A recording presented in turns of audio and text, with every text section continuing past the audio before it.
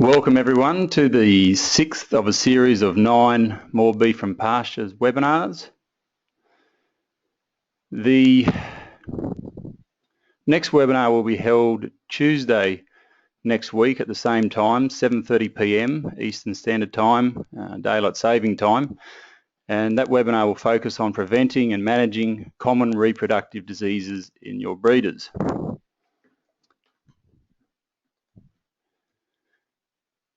Before we get started,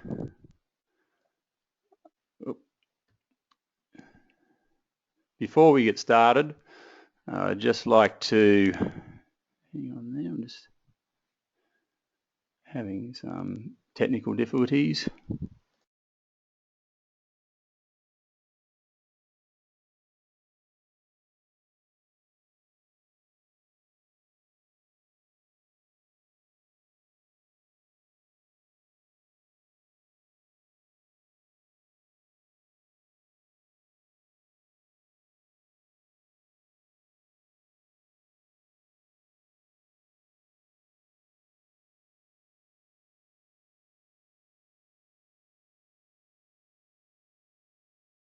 Sorry guys, before we get started, I'd just like to go over a few items so that you know how to participate in today's webinar.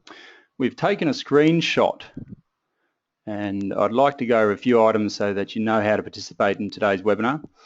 You should see something that looks like this on the left of your screen. It's actually on the right of your computer desktop in the upper right hand corner.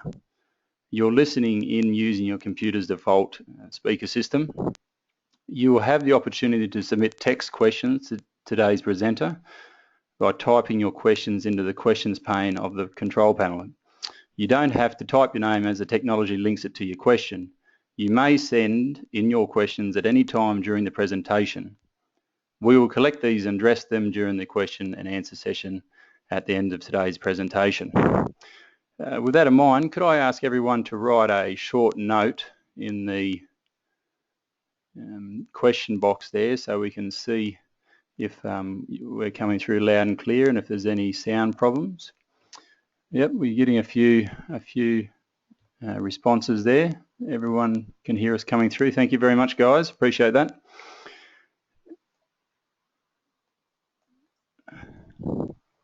Also, you'll receive a webinar recording via a follow-up email after this evening.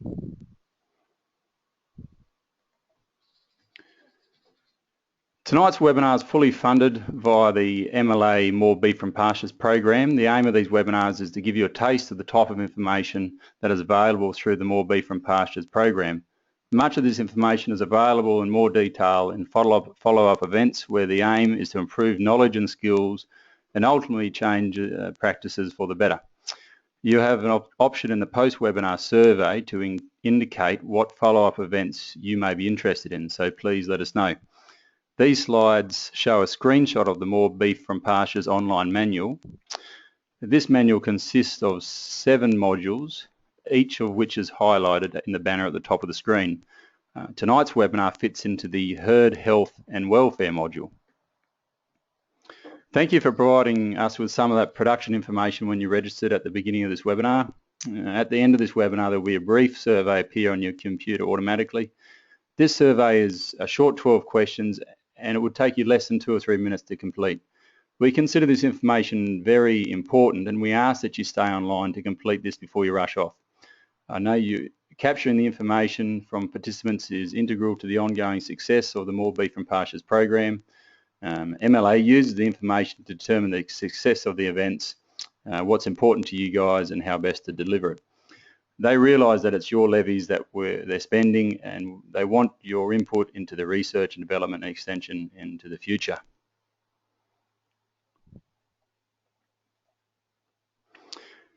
I'd just like to introduce our presenter this evening, Dr. Tom Graham of Coolac Vet Services. Tom is a livestock veterinarian predominantly involved in cattle production veterinary services. Most of his work is based around maximising beef cattle fertility in commercial livestock systems.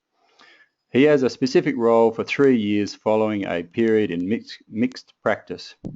In conjunction with his veterinary work, Tom is also involved in his family's seed stock and commercial cattle and sheep operation. For the most of his time, Tom spends his time around the wrong end of a cow or examining bulls for fertility requirements, and he would not want to be anywhere else. Tom's passionate about what he does, and I am, as sure as you are, looking forward to listening and learning from Tom's presentation tonight.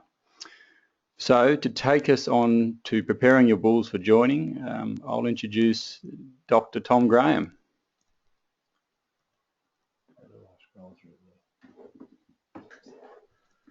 Good evening, everyone. Dave's obviously introduced me.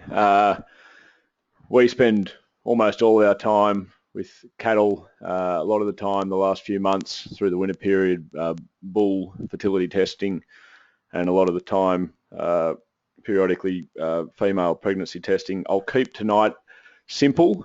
It's very practical, and any questions obviously post as we go, and we'll address them at the end. You're all obviously aware of what drives profit within your business. We've come up with some figures there which provide a relative comparison of what we consider important. Stocking rates obviously paramount to your enterprise. Fertility is a major component of your profit, and we've put growth rates and carcass traits there. If I was to put marketing somewhere on there, we consider fertility to be 5 to 10 times more important than price received at the market. So we have to always consider that fertility is a major component of your enterprise. And as such, bull fertility and maximising the potential for bull fertility is of major importance. I just point to the fact that whenever there is a breakdown in female pregnancy testing results, we find we try to find a cause. You need to be aware that as producers, when there's a breakdown in fertility, it is actually almost always a direct management issue. You'll understand what I mean by that later. It's not enough to say, well, you know, the bull hurt his penis. That's the reason that the cows aren't pregnant. If we're paying close attention through the joining, we can do something to negate or to decrease the impacts of such an injury to a bull. You'll understand more of that further as we continue. So why is the bull so important? I know it'll seem obvious to most of you. It's a very demanding job during the joining period. They go out for 9 weeks with cows, less with heifers. It's full on. They've got 40, 45, 50, some of our clients pushing them out to 55 cows to cover, often in difficult terrain. They've got a lot to do in that sort of 2-month window. Obviously the rest of the year it's fairly casual, but we need them to be at their best for that period. In terms of dealing with issues, they're obviously expensive when your pregnancy test and the results are poor.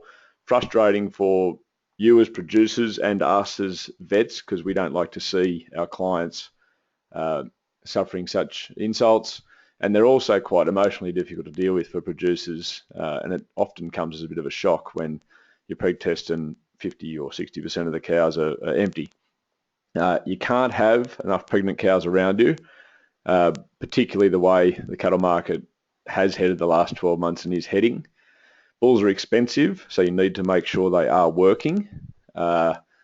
Obviously, cull bulls are cash flow. That obviously enables you to buy younger bulls that are going to go out to work.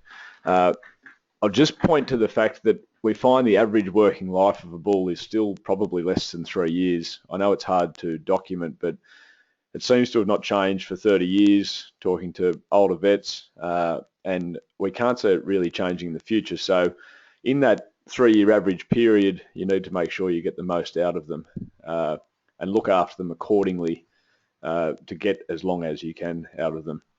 The cash flow from cull bulls, it's significant. People are obviously receiving, you know, $2,500 to $3,500 or more for cull bulls currently.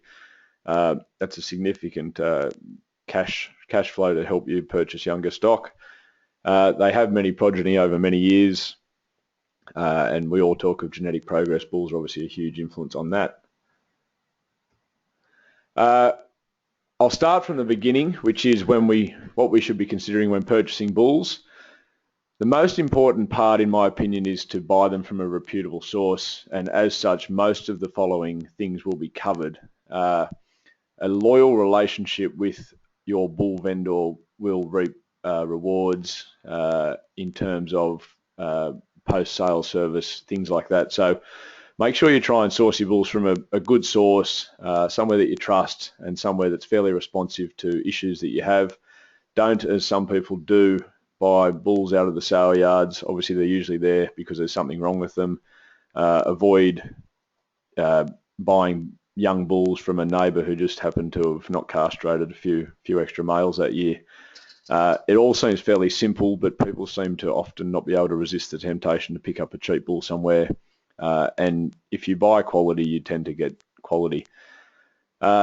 Make sure when you purchase them, all animal health requirements are up to date. Most sale catalogues will list what has been done. The two major ones I'd point to are that their vaccines are up to date. Vibrio is a majorly important vaccine. I'll talk about that further, but apparently surveys have shown that less than 20% of beef producers use Vibrio on their bulls annually, which is quite a shocking figure to us. So Vibrio, keep in mind, obviously 7-in-1, and also make sure that they've been PI tested so that they're not persistently infected with pestivirus. It's quite a complex process, but that should be written in the sale catalogue. Cost is significant. People are paying more for bulls now. Subsequently, though, it's a relative figure in my opinion. People are getting more for steers at the end. So that cost is unlikely to come back, but again, buying quality, obviously, in our opinion, produces quality down the track. And we do see that in our veterinary client work. People who continually follow a breed objective and buy consistent quality end up with females and bulls of a consistent quality. Structure and temperament are major. Temperament, we don't really need to emphasise because we're all aware of it. Most bull producers, in our experience as vets, are very receptive to comments from purchasers regarding temperament. It is not unusual for a bull to be fine until sale time, get trucked to a new place at 18 months of age, and be a bit strange when they get off the truck. They are animals. Most bull producers do their best to not let anything get to the point of 12, 15 months of age that is not quite right temperament-wise.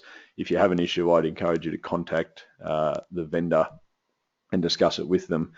And obviously with OH&S requirements and kids in the yard and staff, etc., it's not worth having bulls that you can't trust. In saying that, never trust any bull completely.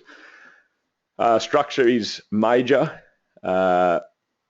You obviously know what you look at when you go to buy a bull. Be critical of structure, talk to vendors. The discussions with you help their breeding program. You support them, and in turn they tend to be fairly responsive to your suggestions. Follow a consistent breeding objective within your herd, which also leads us on to EBVs. Most of us have a fairly good understanding of these. Don't get too caught up in how they are produced, but know what you're looking for and follow a fairly regular pattern. And genetic diseases, I've just put a note on. Again, be aware of them. From our perspective as vets, there's no requirement to be too caught up in them from a commercial perspective at this stage. And the breed societies tend to be doing, well, with Angus cattle and DD, tend to be doing a fair bit or doing their most to avoid issues. So once you've got the bull home, remember that, and catalogues will often say it, and that's a guarantee between the vendor and the purchaser, but remember that there is no guarantee of bull fertility. All we're doing pre-purchase as vets is trying to make sure the bull is as close to being fertile as we can possibly ensure. there's no such thing as a guarantee. A lot can happen between the day of bull testing and 3 months later when the bull's with the cows. So the responsibility is with you to follow that through and make sure you're giving your females the best chance of getting a calf. In terms of that, it leads to an annual veterinary bull breeding soundness exam. It's often overlooked. Our practice is trying to make it something that is as routine as anything else in your calendar. So for sheep producers, shearing, for beef producers like all of you, as routine as pregnancy testing your cows. Every bull, every year, our recommendation is 8 to 10 weeks before joining. That should give most of you enough time to sort out your bull group prior to joining. Try not to leave it till 3 days beforehand, because you're often in a rush to try and get things organised to compensate for cull bulls, etc. Use a registered veterinarian. I can't overemphasise that. It is vital, particularly because they have the skills and ability to follow through with any issues, and can offer more to your herd than simply culling a couple of bulls and saying the rest are okay. Vaccinations annually. The emphasis there is on Vibrio. 71 is very important as well. That should be done annually to all of your bulls. But Vibrio, my emphasis is based on the fact that these surveys are showing that 4 out of 5 people aren't actually using it annually. So if you are, keep doing it. If you're not, make sure you put it in to use it every year on every bull. It's not a cheap vaccine, $4 or $5 per bull, but considering the cost of your cattle now, it's worth every cent. And there's no reason that we should be cutting costs on vital animal health components like that. Don't become complacent with your bulls. So if you haven't had an issue for 10 years and you're preg testing 95% pregnant females every year, then you're doing very well. But I'd encourage you to make sure you stay on your game, because we can all get caught out fairly quickly. It only takes one breakdown for us all of a sudden to have 80% empties out of 50 cows. So don't become complacent. In time, it will happen to people that they have to deal with an issue. And if you're on the ball, you can decrease the effects of that issue. Obviously, the numbers of unsound bulls increases with age. To emphasise the things that we see when we're bull testing annually on people's places, and this is very similar to what we find. One study recorded, and I think from memory it was about 250 bulls, but nearly 14% had locomotion issues, so joint issues, lameness. Most of those, or a fair portion of those, would be things that would prevent the bull from working to his full potential. Over 6% had penis or penis area related issues. 3% had libido issues. That is obviously hard to quantify. It's not really an objective figure. Bulls vary in terms of their libido. But again, significant, and less than 2% had testicular or semen issues. I'll point out the top two: 14% locomotion, 6% penis.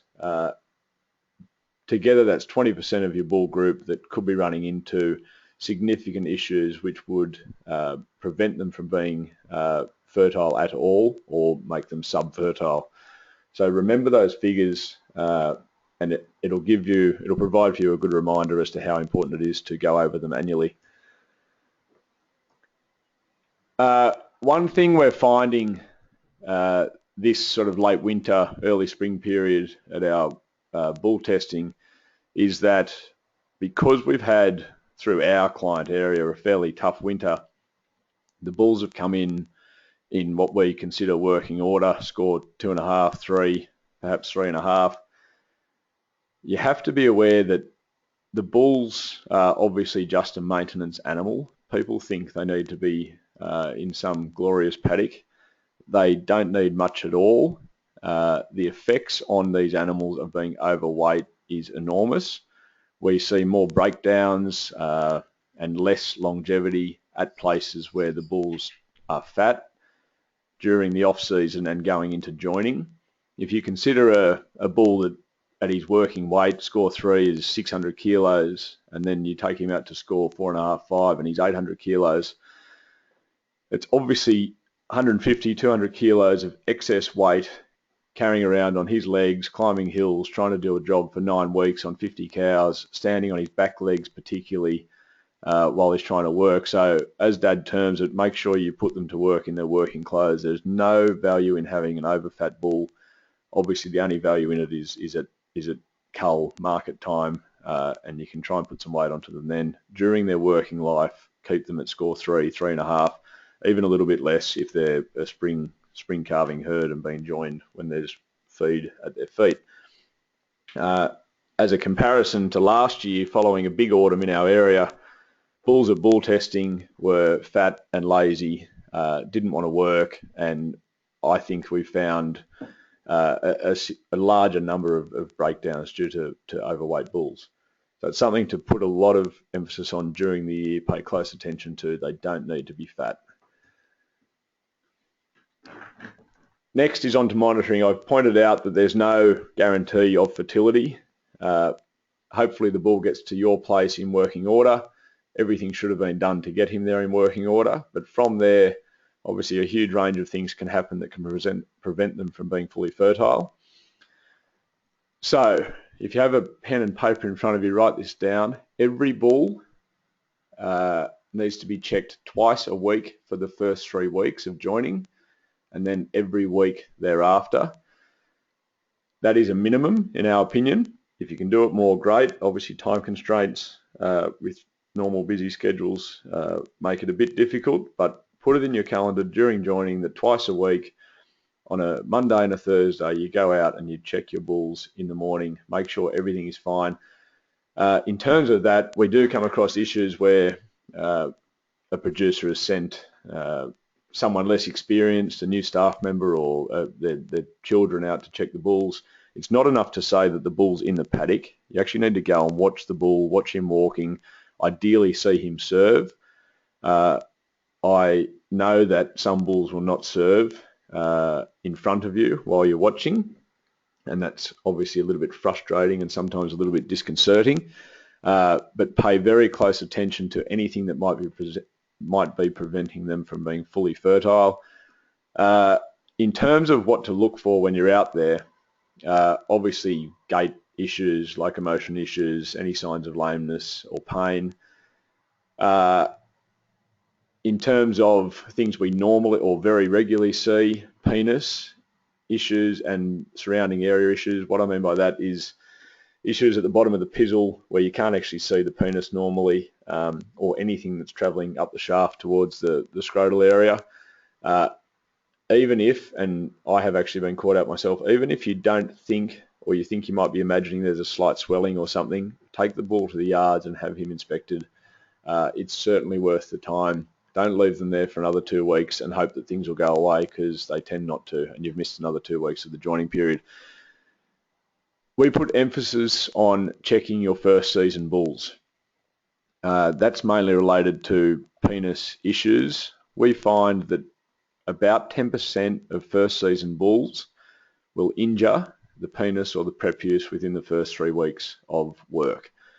Hence the emphasis on the first 3 weeks. It's usually the injury occurs at the start. It's usually in young bulls. It's very regularly on the prepuce area, so the sleeve that surrounds the penis. Most of those injuries recover very well, but they require complete sexual rest ASAP and other medications depending.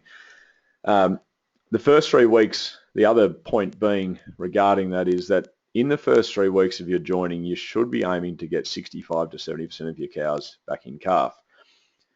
So if you have an issue in week 4 or 5, hopefully out of the 50 cows in the group, you've already got somewhere towards 70% of them in calf. If there is an issue back there, you've still ended up with a reasonable number of cows pregnant in the first cycle. So again, I can't emphasize enough the importance of the first 3 weeks and monitoring. When the bull's working, if he'll work for you, penis extension, obviously check for that everything looks normal. And obviously when they're on the heifer or cow, look that they're having a full ejaculatory thrust. Most of you will understand what that means. Some bulls are tedious and don't do it for you, but just keep a close eye on how they actually seem to work when they get up on the cow. Keep an eye on cows returning to service. Obviously, most of us have had the experience that we go to get the bull out and there's a few cows on heat. It can be a bit unnerving. So keep an eye on that and be aware of that if it's occurring through the 9-week period, particularly towards the end. As I said before, if there's any doubt at all, take the bull to the yards and have the bull examined. If you don't have access to veterinary assistance at the time, or it's a Friday night and you're going away, the most important thing in terms of recovery from particularly penis injuries is that they have complete sexual rest. Depending on the injury, and I'll show you some photos shortly, depending on the injury, most of them have a fairly reasonable prognosis as long as they don't keep on insulting that same injury and trying to continue to work. So sexual rest is vital. In terms of managing the bull group,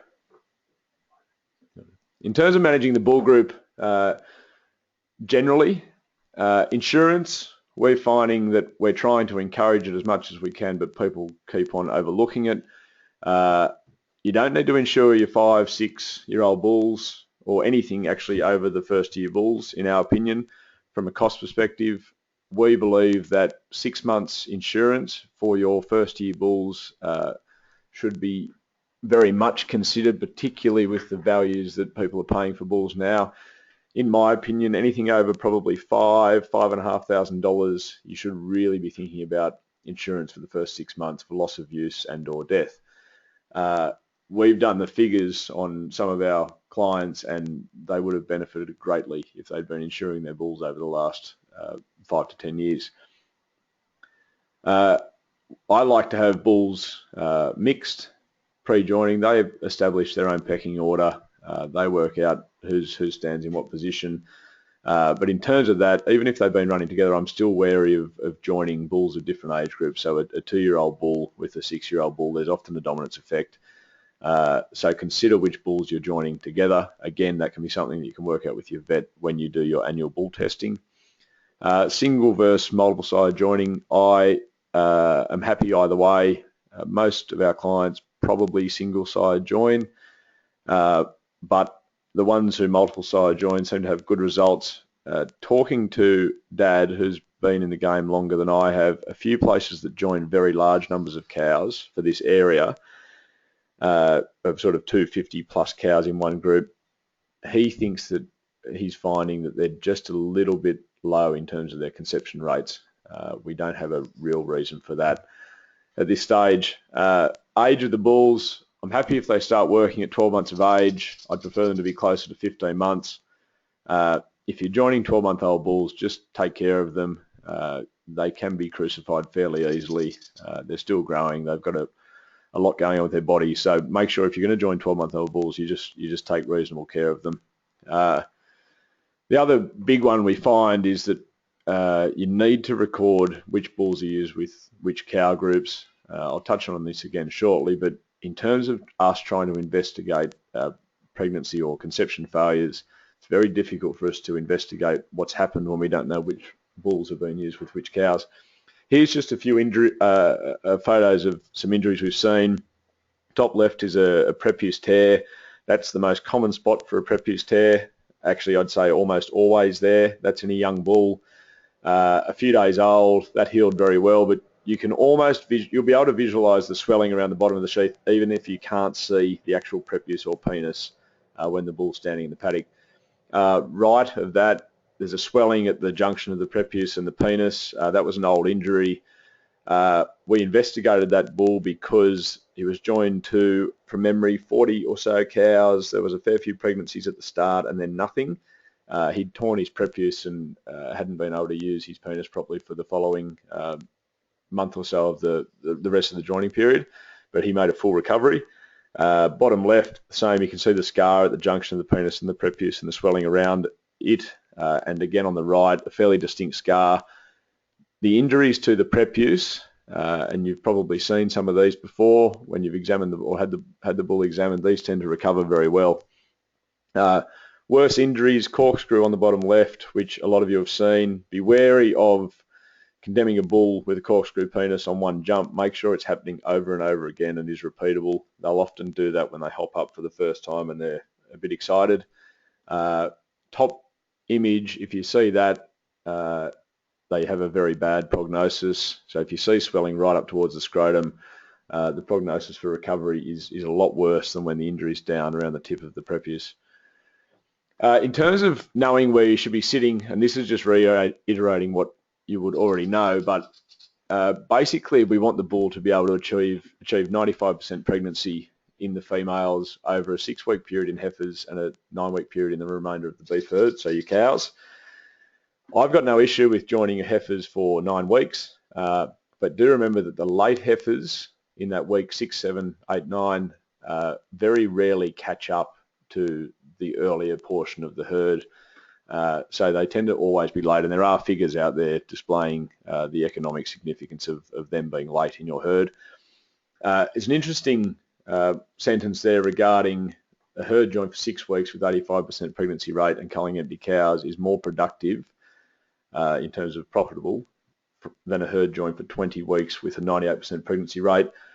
Remember that there's no value in going past the 9 weeks in your beef herd. In saying that, if you're someone who's currently joining for 15, 18, 20 weeks, don't just go and cut straight back to 9 weeks because you're going to sacrifice a lot of cows. It's perhaps something to talk to you about individually, but you need to cut back a little bit slowly over a 3 or 4 year period, maybe 2 weeks at a time. Human nature, in my opinion, leads us to try to ignore if there is an issue a lot of the time. If there's a breakdown in your pregnancy rates in your females, make sure you investigate. Again, you'll usually find a management-related issue.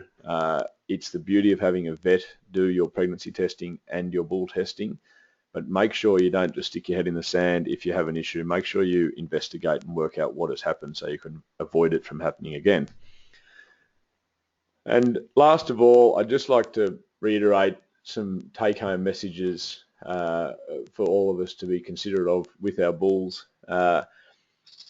Again, I've said it a few times, but management is actually the reason for most of our reproductive breakdowns. Make sure you purchase bulls from a reputable source, and I'd encourage maintaining a good relationship with them. Use a consistent breeding objective when purchasing your bulls. The most overlooked aspect of a lot of people's calendars is that they don't do an annual pre-joining bull breeding soundness exam on their bulls. It needs to be in your calendar as a normal part of every year at the same time, 8 to 10 weeks before joining. Make sure, even if you think everything's fine pre-joining, that you check your bulls during joining. Again, minimum of twice weekly for the first 3 weeks and every week thereafter. Make sure your bulls don't get over fat. It has huge issues on their ability to work and huge repercussions for the longevity of their working life. And make sure, if there are issues, that you investigate any breakdowns in conception rates in your cows. We're going to have a few questions coming through, so I assume you can all stay on the line and we'll poke through those questions, but that's the end of the formal presentation. Thank you, and I hope you got something out of it. Thank you, Tom, for a concise and informative presentation there. So I failed to mention at the start, my name's David Brown and I'm working with Home Sackett, and Home Sackett are the New South Wales state coordinators of the More Beef from Pastures program. So Tom's going to stay on the line here for as long as we need to answer a few questions. There's been a few coming through throughout the presentation. If you have a question now that you'd like to ask, I encourage you to take up the challenge and pen them into the question box that you have available there for you. Again, thanks for participating in the webinar. You're welcome to sign off now. We've gone maybe 2 or 3 minutes over time, but if you do choose to sign off, please take 2 minutes to complete the post-webinar survey. It will pop up when you close the windows that are holding the webinar. So it's very important to us, and we appreciate you doing so. And it's going to be important for MLA to receive that feedback and to drive their research and development into the future. So back to Tom. Tom, Sarah McIntosh has asked a question. Do you see an increase in injuries in bulls when you have multiple bulls in a larger herd from fighting? Thanks, Sarah. I don't think it's ever been actually quantified, but in talking with Dad over the years, we've found that bulls joined in large groups, so 6-8 bulls with a large group of cows particularly, we have found incidences of complete carnage and huge numbers of bull breakdowns. So my answer would be yes, but again, we've never really quantified it. In terms of bull breakdowns, it's probably difficult to quantify. Generally, we tend to find that people have no issues for a few years, and then all of a sudden they get 2 or 3 bulls injured within, the start of their joining system. So I can't quantify it directly, but yes, we think that there are a bigger instance of bull breakdowns in large bull groups joined together. I have a question from Mark. What do you think should be the appropriate backup bull to cow ratio in cows that have been AI'd? Keep in mind they're coming back on heat within 5 days of each other. Mark, there's a bit of variation in opinion. In terms, if you had 50 cows AI'd, or make it a bit bigger, if you had 70 cows AI'd, you would be under the assumption that you're trying to achieve somewhere between 65, maybe 70% conception rate. If there's 70 cows AI'd, that leaves you with somewhere around 25 or 30 to join. I'd have no issue with one bull being out with the remaining cows that are going to come back on heat, knowing that hopefully he'll pick up most of them in that period and then get the rest another 3 weeks later. Again, that 5-day period is going to be fairly hectic, but if we can assume that we're going to get a fairly good AI result, I'd have no issue with one bull being with those numbers. Perhaps if you've got a different number of cows that you'd like to discuss, you can get my contact details and we can talk about it directly, because there's a little bit of variation depending on numbers really. I have a question from Justin. Can you expand on the impact from Vibrio? Yes, so Vibrio essentially in terms of economic effects causes abortion or pregnancy loss. We've seen between Dad and I in the last 2 years, I think it's been found 4 times.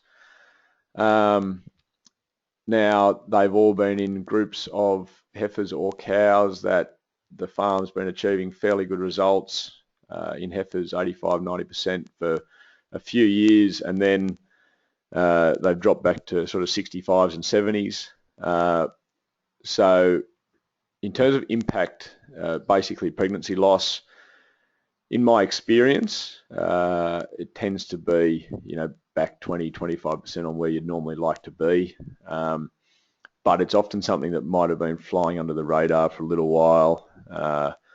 In terms of treatment, it is a bit tricky with the bulls, and it's expensive to treat, and it's essentially just a pain for you to deal with. So our recommendation is make sure that every purchased bull is Vibrio vaccinated and that you do it annually. If you think that you might have had an issue with something like this, then again, contact your local vet or give me a call directly and we can have a chat about it. But essentially, sorry, to answer your question, it's pregnancy loss. A question regarding joining periods. We're using a 12-week joining period. How would you manage, sorry, I've just lost the question. How would you manage that to reduce, how would you manage to reduce that to 9 weeks? It would depend on where your calving pattern sits. If you've got a 12-week joining period and most of those cows are calving in the first 3, 4, 5 weeks, I would have no issue with dropping it back to 9 weeks. If the calving pattern is fairly well spread out or there's a lot of late calvers in the group, I'd be very careful dropping it directly back to 9 weeks, because obviously that last 3, 4, 5 weeks of the calving pattern are going to struggle to be cycling again by the time the bull is sort of halfway through being out, or even by the time he comes out. So perhaps you can contact me as well, and we can just see what your calving pattern's like and see how quickly we reduce it to 9 weeks. What age is safe to join young bulls with heifers? I think that just means what age can we join young bulls. 12 months of age, I've got no problem with, as long as you keep a very close eye on them and look after them. Ideally you want to, and again, we can't quantify it, but ideally you want to look after them so that they get a fairly long working life. And we have seen cases of too much pressure being put on 12-month-old bulls, and they just never quite come back to being right. So 12 months of age is a rule. Most of the bulls you purchase from a vendor are 15 months old or older. What is your opinion of the value of semen testing, and is there an issue with testing as part of the VBBSC before putting bulls with cows, as there would be stale semen compared to 1 or 2 days in, and the bull would be working and the semen would be fresher? Good question. There's a lot of discussion about this. I am a little bit younger than a fair few of the cattle vets in our area. The people that I have taken most of my experience and information from basically consider that the other parts of the VBBSC are more significant. So physical exams, scrotal palpation, and in our annual checks, we place significant emphasis on a serving ability test. That's not a serving capacity test. In terms of the semen testing, again, opinions vary. I find regularly that when we semen test a bull, a one-off bull for a random sale or something, the semen sample is stale. It's a very grey science, in my opinion. It definitely has its place, but we think practically that semen testing groups of 10, 15, 20, 50 bulls on farms annually is not required. I do admit that there is always the risk that we are placing an oversight on the importance of it, but I think that the other aspects of the BBSC are far more important. I hope that answers your question, but that's definitely our opinion through this area where we're based and further south of us. Once you get north, my understanding is, as in Dubbo and above, that they place a greater emphasis on semen testing. I can't really comment for those areas. Cottonseed. I've heard cottonseed causes bull fertility issues. What would be signs to watch for if it's been fed, and can these effects be reversed? I did something on cottonseed in about second year university. I can't quite remember. If you can take my details, I'll chase it up for you and let you know. I've never had any experience with feeding it myself or having clients that we do work for that have fed it. So I can't personally give you a genuine answer, but I will talk to you about that later. Initially, when vaccinating bulls for Vibrio, how long after the second vaccination injection can the bull be joined with the cows? Again, it varies with management of your group. Ideally, they'd be vaccinated the second time 6 to 8 weeks pre the bull going out. Again, if you're buying purchase bulls, they should have had a double vaccination program. If you're producing your own bulls, your management system with your bulls should allow them to be done well in advance of being joined. So ideally, as with most vaccinations, at least 6 to 8 weeks after the second vaccination. What age or size of older bulls can we sensibly and safely use over well-grown yearling heifers?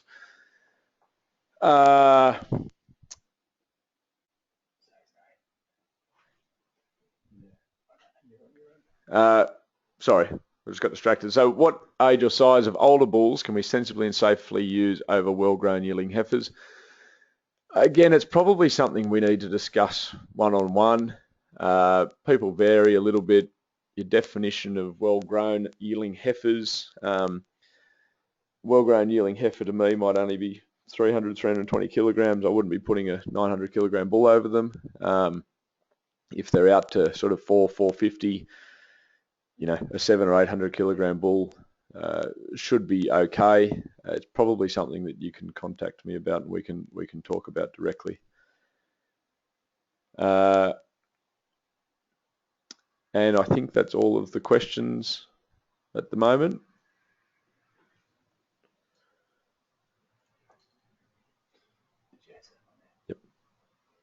Yep.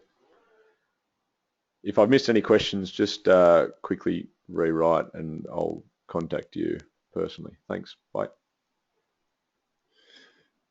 Right, great. Thanks, Tom.